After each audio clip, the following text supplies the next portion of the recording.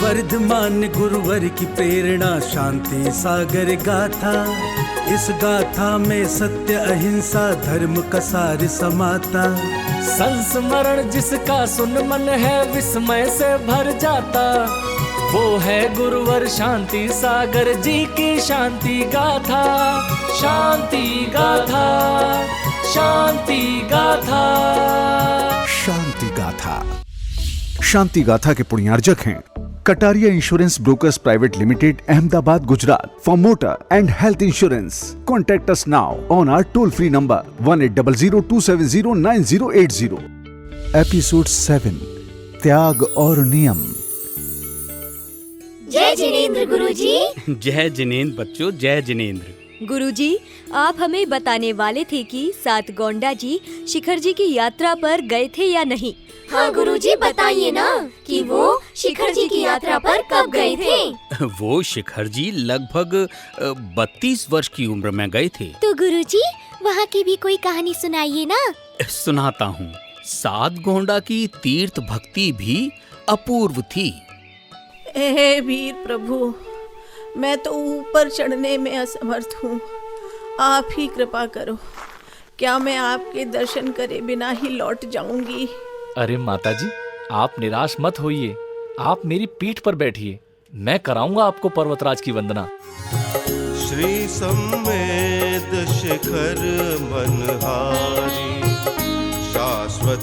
जीते रहो बेटा, बहुत अच्छे संस्कार दिए हैं तुम्हारे माता पिता ने तुम्हें। भगवान तुम्हारी हर मनोकामना पूरी करे। बहुत बहुत धन्यवाद। अरे माताजी, धन्यवाद कैसा, ये तो हर युवा का कर्तव्य है।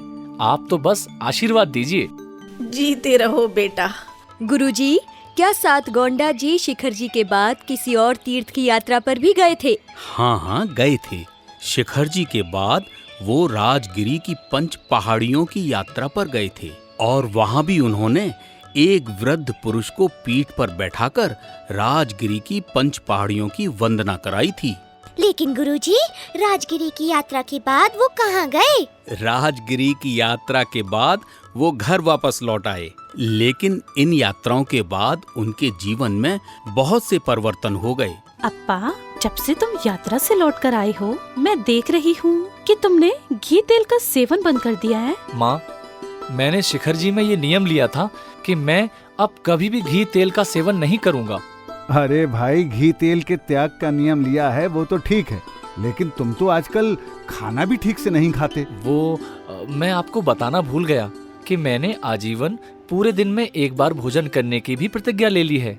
इसका अर्थ ये हुआ कि हमने तुम्हें घर छोड़ने की आज्ञा नहीं दी, तो तुमने घर पर ही मुनि जैसी चर्या का पालन शुरू कर दिया। माँ, मैं जानता हूँ आप दोनों मुझे बहुत प्यार करते हैं। अंतर केवल इतना है, मैं आप लोगों के बजाय सिद्ध परमेष्ठी से लगन लगाकर बैठा हूँ। माँ, पिताजी, जैसे आप मुझे नहीं छोड़ सकते, वैसे ही मैं परमेश्वर को नहीं छोड़ सकता। तो समझता क्यों नहीं? तो समझने की कोशिश तो कर। मैं विवश हूँ।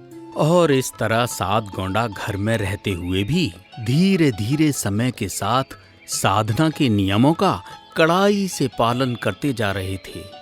लेकिन फिर कुछ वर्षों बाद, यानी जब सातगोंडा की आयु लगभग 35-36 वर्ष रही होगी, तभी उनके पिता भीम गोंडा जी का यम समाधि पूर्वक मरण हो गया। और फिर उनके देहावसान के कुछ दिन बाद ही उनकी माँ का भी देहांत हो गया। फिर तो सातगोंडा अकेले रह गए होंगे गुरुजी। तो क्या फिर उन्होंने ध्यान साधना करना बंद कर दिया? अरे भाई, धैर्य रखो, सब बताऊंगा। लेकिन अभी मेरा प्रभु वंदना का समय है, बाकी कहानी बाद में। जय जिनेंद्र गुरुजी। जय जिनेंद्र बच्चों, जय जिनेंद्र।